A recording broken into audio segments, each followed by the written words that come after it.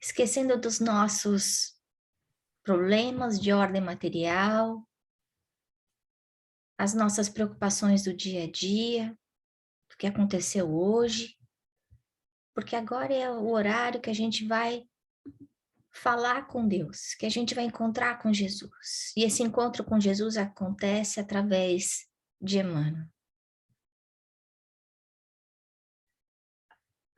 Vamos respirando fundo. Mais uma vez, sentindo o hálito de Deus entrando dentro de nós, trazendo paz, saúde, alegria. Vamos elevando os nossos pensamentos até Deus, nosso Pai, Jesus, nosso Mestre. Mestre. Mestre a quem nós reverenciamos dentro da nossa pequenez. Mestre a quem ainda não compreendemos todas as suas palavras, suas atitudes e escolhas. Mestre que tantas vezes veio nos ajudar, nos recolher, mas que tão poucas vezes percebemos. Jesus amado, aqui estamos, ajoelhados em pensamento, pedindo que nesse instante os nossos anjos da guarda entrem nos nossos lares, os nossos amigos, mentores que cuidam das nossas famílias, para que todos nós juntos possamos orar, criar uma ligação profunda até as esferas celestes, pedindo humildemente para que nós tenhamos capacidade de compreender os teus ensinamentos, em especial esse capítulo, que é tão profundo e que mostra como ainda estamos longe de compreender profundamente as suas palavras. Fica conosco, Mestre Jesus, amém. Bom, hoje o capítulo que nós vamos estudar é o capítulo 73, que tem por nome Aprendamos o Quanto Antes. Como a gente sempre faz, a gente estuda aí a série de Emmanuel, esse capítulo vem do livro Pão Nosso.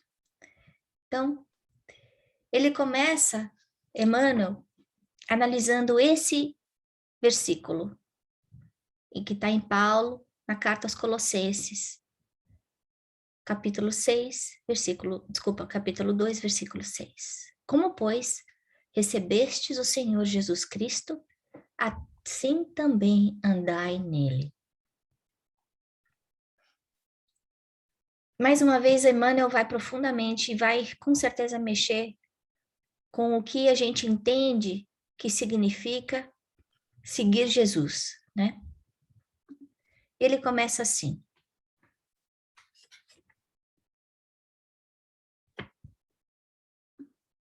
Entre os que se referem a Jesus Cristo, podemos identificar duas grandes correntes diversas entre si. E eu grifei.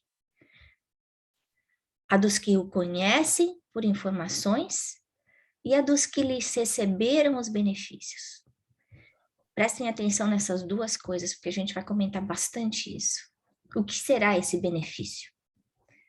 Os primeiros recolheram notícias do mestre nos livros ou nas alheias exortações. Entretanto, caminham para a situação dos segundos, que já lhe receberam as bênçãos. Mais uma vez, prestar atenção, o que é receber essa bênção?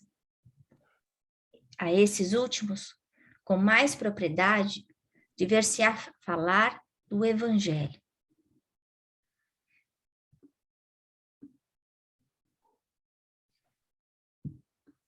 Como encontramos o Senhor na passagem pelo mundo?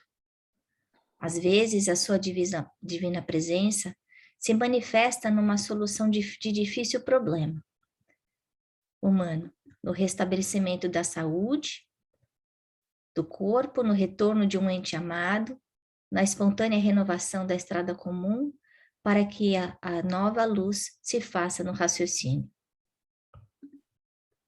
Há muita gente informada a respeito de Jesus. E inúmeras pessoas que lá já lhe observaram a salvadora caridade. É indispensável, contudo, e aí vem Emmanuel, né, trazendo a lição, que os beneficiários do Cristo, tanto quanto experimentam alegria na dádiva, sintam igual prazer no trabalho e no testemunho da fé. Não bastará fartarmos-nos de bênçãos, é necessário colaborarmos por nossa vez no serviço do Evangelho, atendendo-lhe o programa santificador. Muitas recapitulações fastidiosas e muita atividade inútil podem ser peculiares aos espíritos meramente informados. Todavia, nós, eu, vocês, que já recebemos infinitamente da misericórdia do Senhor, aprendamos quanto antes a adaptação pessoal aos seus sublimes desígnios. Quando eu li isso aqui, me fez muita coisa, mexeu profundamente comigo. E contar um pouco de historinha, na segunda-feira, quando a gente estava estudando o Evangelho,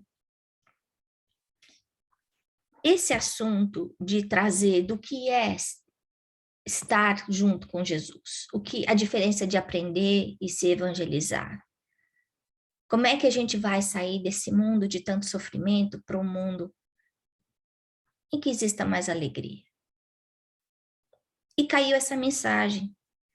E quando o Davi leu essa mensagem, eu pensei, puxa vida, está tão alinhado com tudo que a gente estudou, eu acho que esse é o chamamento da semana para todo mundo. Porque todos nós já recebemos o Senhor Jesus Cristo. Todo mundo que está aqui. Mas será que a gente está andando com Ele? Foi isso que eu me perguntei nos últimos 3 dias. E o que significa esse andar com Jesus? E aí Emmanuel vem e separa nesses 2 grupos, de uma forma muito didática, como sempre. Ele fala com a gente como quem fala com uma criança. Então, o primeiro grupo é dessas crianças imaturas, que é a maior parte da população. Todo mundo já ouviu falar de Jesus. Todo mundo, muitas vezes, acende vela, vai na igreja, seja lá qual seja o tipo de religião, respeita, alguns de nós ainda, respeita Jesus não como o Filho de Deus, o emissário, mas como um profeta, como um sábio, como os outros que houveram no Velho Testamento. Muitos deles estudam a vida de Jesus, a gente sabe que a Bíblia é o livro que foi mais publicado na história, provavelmente o mais lido, né? Toda vez que a gente entra num hotel, a gente abre a gaveta do Criado Mudo, o que a gente acha? A Bíblia. Muita gente procura Jesus na hora do sufoco, do sofrimento. Então, imediatamente, quando a gente está, muitos de nós, quando está sofrendo, o que a gente fala? Ai, Jesus, graças a Deus. Mas será que a gente vai além disso? Será que a gente está aí olhando para Jesus como alguém que serve a gente? Porque as palavras que Emmanuel está usando em relação a Jesus não é de servidor, é de Senhor. E é um Senhor, a gente é que serve. Não é Ele que serve a gente. E aí a gente vai para o segundo grupo. E esse segundo grupo, ele fala, são aqueles que já absorveram as bênçãos. Então, essas bênçãos, a gente já viu que no primeiro grupo, já as pessoas receberam as bênçãos. Então, eu fui curada da minha doença, o meu casamento estava indo pro ralo e eu consegui salvar o meu casamento, o meu filho estava viciado e conseguiu melhorar e reassumir a direção da sua própria vontade. Eu estava desempregado e eu rezei tanto e eu consegui um emprego. Essas pessoas conhecem Jesus, pediram e com certeza receberam, de acordo com o seu merecimento, de acordo com a sua fé. Mas nem todo mundo absorve essa bênção. E o que é o absorver? Quando a gente pega uma esponja, o que a gente fala? Que ela vai absorver a água, ela vai absorver a sujeira, não é?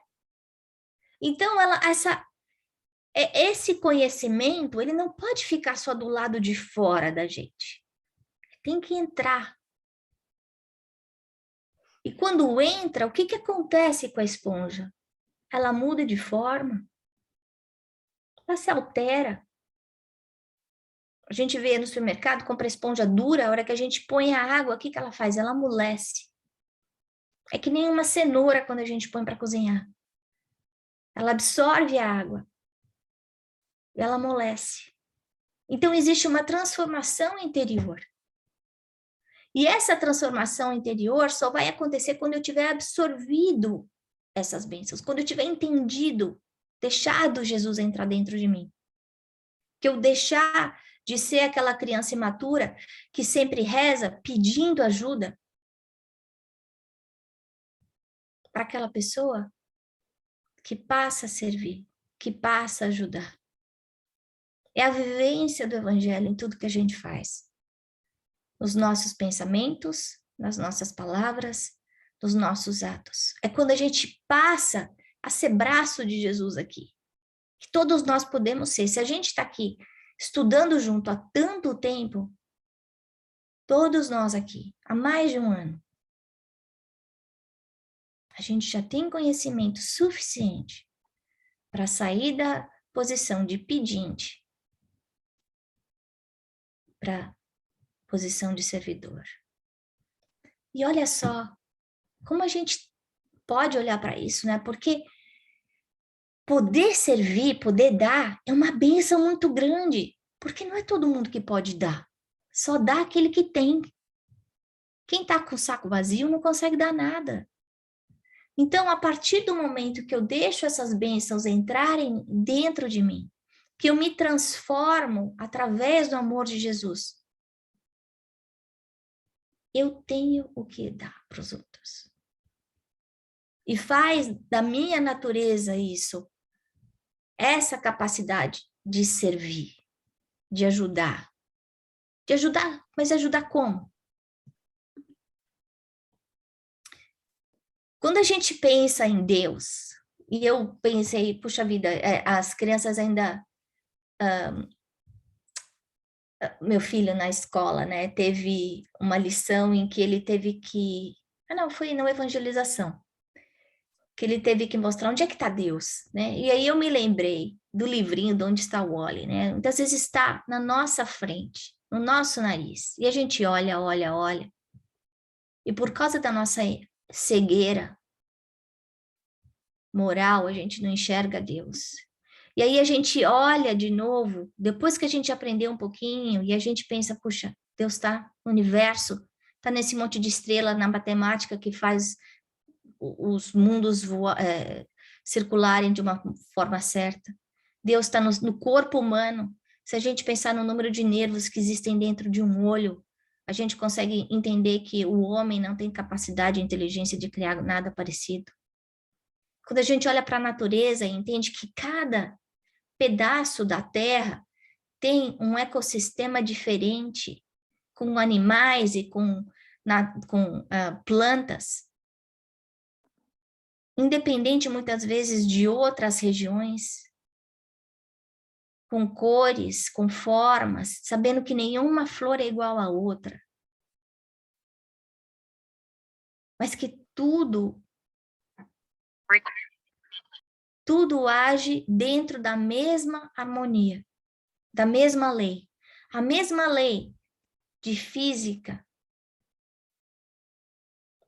que gerencia o universo é a mesma lei que cuida do microcosmo. A mesma matemática que existe do lado de fora é a mesma matemática que existe dentro do mar. Então tem que existir uma inteligência acima de tudo. Mas não está escrito o nominho de Deus, não está assinado. Mas a gente tem que observar e pensar. Esse efeito tem que ter uma causa. Se essa causa, quer dizer, se esse efeito é tão perfeito, tão lindo, essa causa tem que ser um ser muito inteligente. E aí a gente vem para Jesus. Jesus que foi o filho do homem. Não sei se vocês se lembram, quando ele estava entrando no burrico, com o burrico, assim, no finalzinho dos seus dias, um pouco antes da crucificação, em que na entrada da cidade, todo mundo ovacionando ele, as pessoas tentando entender o que será que Jesus veio fazer, né? Quem é esse homem? E ele pergunta depois para os discípulos, para os apóstolos, que o povo fala de mim? E ele fala assim, não, eles estão falando que você veio aqui para salvar a gente, né?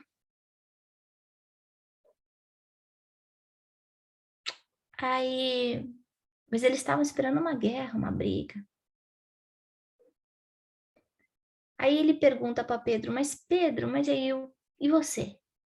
Pergunta para os apóstolos. E aí Pedro responde, você é o filho do homem, aquele a quem a gente deve seguir. Aí ele fala, muito bem, Pedro, é isso aí. E ele fala, mas eu não vou estar aqui por muito tempo. Aí o Pedro fala assim, não, mas não fala isso não.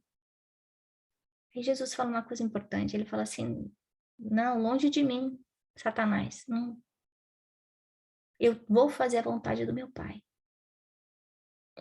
E esse fazer a vontade do Pai significa o quê? Entregar a nossa vida a Deus.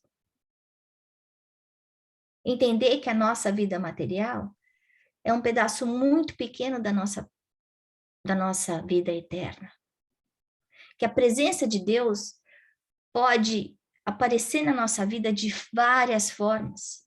A presença de Jesus quando a gente ora, seja na cura de uma doença, seja numa solução difícil, seja como o retorno de um ente amado, seja uma transformação que acontece na vida da gente. Mas muitas vezes a presença de Deus, a presença de Jesus na nossa vida, pode ser quando a gente tem uma colheita dura, um aprendizado difícil. Para quê? Para o nosso despertamento consciencial.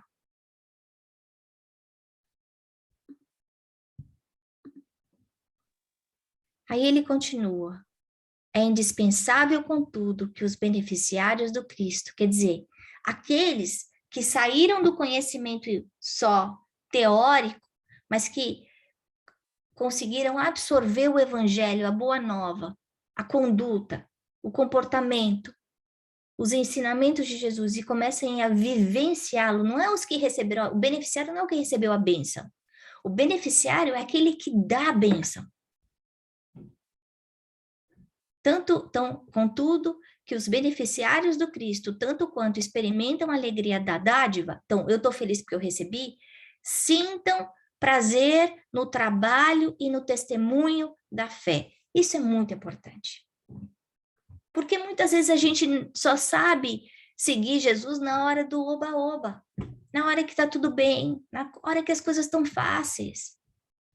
Não na hora que a gente é chamado para o trabalho. Que trabalho? O trabalho da paciência, da tolerância, do perdão, de ajudar o próximo, do serviço de caridade, dentro e fora da nossa casa. E essa caridade pode ser visitar um velhinho, pode ser dar uma comida, pode ser ajudar no centro espírita. E também no testemunho da fé. E essa é a parte ainda difícil para a gente. Porque só nos entregando de verdade nos braços de Jesus é que a gente consegue fazer esse testemunho de fé em paz. Sem questionamento, sem briga, sem raiva. Esse testemunho de fé que faz a gente passar calma, mesmo quando as coisas estão complicadas. Que muitas vezes faz com que outras pessoas olhem para a gente e falem assim, nossa, lá daí ali é nada. Não é. A gente é chamado no testemunho da fé para ver, e aí? Você absorveu todas essas bênçãos que eu te dei? Você foi a esponja? Você foi a cenoura?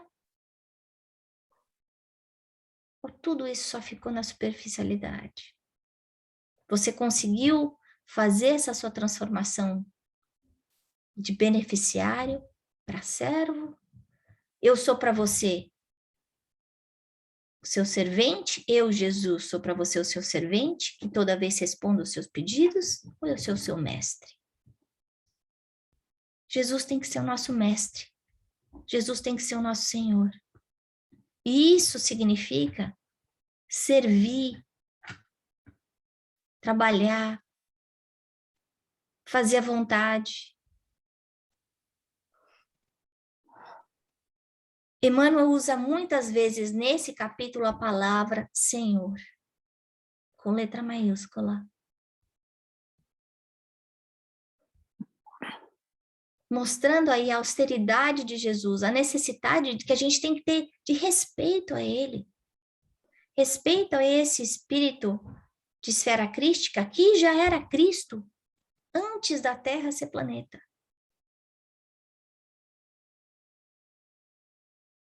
Ele já era perfeito antes da gente ser pedra. Então, se a gente tem respeito a pessoas que têm títulos acadêmicos, que dirá desses títulos divinos, celestes? Como é que a gente está abraçando esse respeito?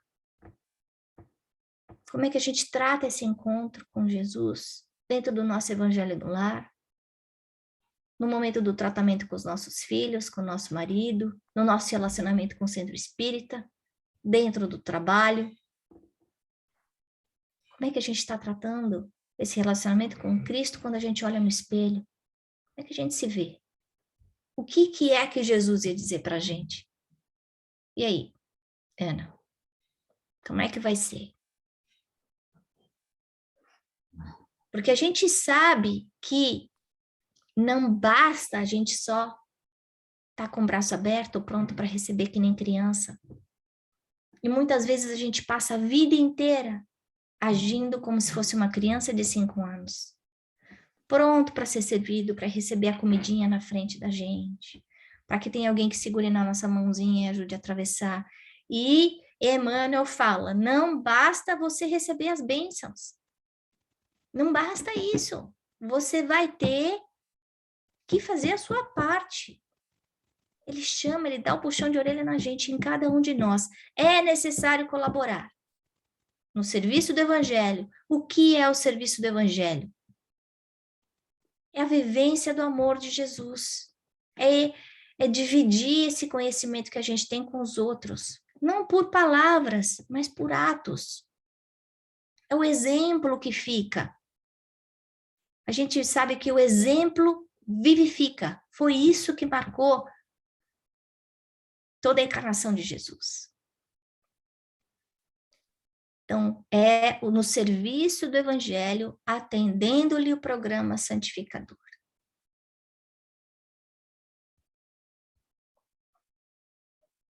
Eu coloquei como convite, mas na verdade é um chamamento, né?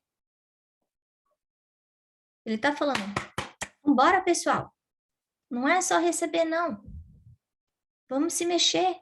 Está na hora de acordar. Está na hora de fazer a sua parte. E aí a pergunta tem que vir para a gente. O que é que eu posso fazer? Como é que eu posso ajudar? Onde eu posso ajudar? Quando eu posso ajudar? E cada um de nós vai ter a sua resposta. Vai ter as suas oportunidades diferentes. Mas a gente não pode ficar cego e surdo para essas oportunidades. Porque já pensou a gente chegar lá do outro lado, depois que o corpo da gente foi enterrado, e perguntarem para a gente, e aí? Ana, você deu 1000 horas de aula. Você assistiu 2000 horas de palestra. Você nasceu em casa espírita. Seus filhos foram catequizados. E o que você fez com tudo isso?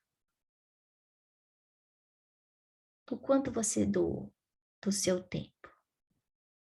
O quanto você doou do seu dinheiro? Desses empregos que você recebeu? Pelas bênçãos que Jesus te deu? O quanto você valorizou a sua família? Que foi outro presente, outro privilégio. O que você fez desse conhecimento espírita que você recebeu? Porque se o espiritismo é a terceira revelação, é aquela que vai ajudar a gente não só a receber o consolo, mas modificar dentro de nós o nosso comportamento. Para quê? Para que a gente não erre mais. E não errando mais, a gente não sofre mais. É tapar o buraco, o furo que a gente tem dentro do nosso barquinho. Não adianta só botar silver tape. Não é só o consolo é o silver tape. A gente precisa tapar o buraco. E esse tapar o buraco é só quando a gente absorve essas bênçãos de Jesus e começa a vivenciar o Evangelho. Então, era essa a mensagem que a gente tinha para dividir com vocês hoje, que essas perguntinhas possam aí reverberar dentro de cada um de vocês durante a noite. Conversem com seu anjo da guarda, peçam por inspiração de como ajudar, de como ser servidor, de como se evangelizar de verdade. E assim, então, nesse pensamento de agradecimento porque a gente sabe que nós recebemos muito mais do que nós merecemos, a misericórdia de Deus, o amor de Jesus é muito maior do que a gente consegue compreender dentro da nossa pequenez. Nós vamos abrindo os nossos corações, elevando o nosso pensamento a Jesus, um sentimento profundo de gratidão. Gratidão pela sua paciência, pela sua perseverança, por nunca desistir de nós. Gratidão por todos os milagres invisíveis que enchem a nossa vida todos os dias.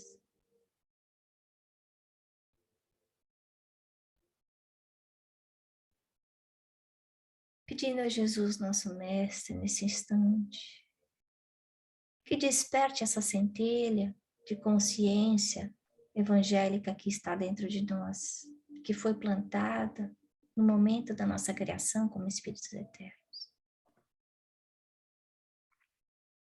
Que acenda essa chama, essa vontade de servir, que nós possamos, Senhor, trabalhar em Teu nome, levando paz, amor e luz. Que nós saibamos, Senhor, acender a nossa própria luz. E nós sabemos que essa luz é condicionada ao estudo e ao trabalho.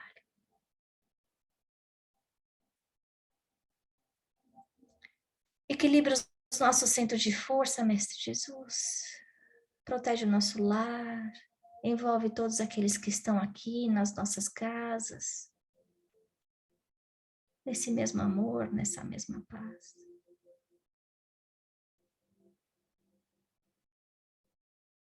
auxilia no Senhor nos momentos difíceis, inspirando-nos para que nós saibamos olhar a dor como oportunidade de crescimento, a dificuldade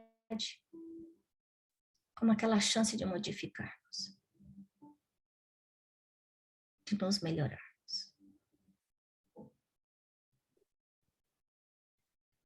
E assim vamos finalmente pedindo pela fluidificação da nossa água,